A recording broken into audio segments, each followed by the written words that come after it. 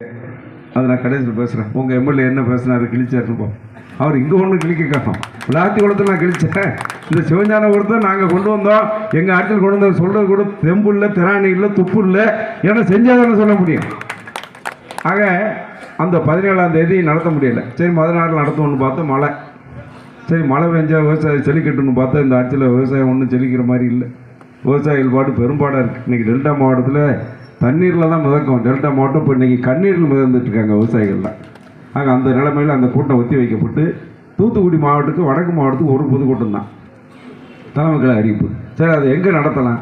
கோல்பீட்டில் நடத்துவோமா, கோல்பீட்டில் கைத்தால் நடத்துவோமா, களம்பூரில் நடத்துவோமா, கழுகுமலை நடத்துவோமா, இல்லை கோல்பீட்டிலே வேறு எங்கேயாவது நடத்துவோமா, இல்லைன்னா ஓட்டப்படாட்டில் போய் நடத்துவோமா, புதியமுத்தூர் நடத்துவோமா என்று நினைத்த நேரத்தில் அதுக்கு அதிமுக என்று சொன்னால் அது ஆண்டு விழா நடத்துவதற்கு சரியான இடம் விளாத்திகுளம் தான். இந்த விளாத்திகுளம் வந்தால் அனைத்து இந்திய அண்ணா திராவிட முன்னேற்ற கழகத்துக்கு ஆண்டு விழாவை கொண்டாடுவதற்கு சரியான இடம் என்று சொல்லி தேர்ந்தெடுக்கப்பட்டு இன்றைக்கு மிக சிறப்பாக 2026 தேர்தல் நடைபெற்று சின்னப்ப சொன்னார் 3 அமாவாசை தான்.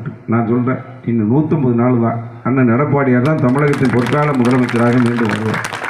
அந்த வகையில் இன்றைக்கி இந்த கூட்டம் பார்த்தீங்கன்னா இது ஆண்டு விழா. இது ஆண்டு விழா தான் வருஷம் வருஷம் வருது. இன்னை விட 54வது ஆண்டில் கொண்டாடுறோம். ஒரு வருஷம் 2 வருஷமா பொண்ணு விழாவை தாண்டி இன்றைக்கி 54வது ஆண்டு விழா கொண்டாடுறோம். ஆனால் அதுக்கு வந்த மாதிரியா இருக்குது.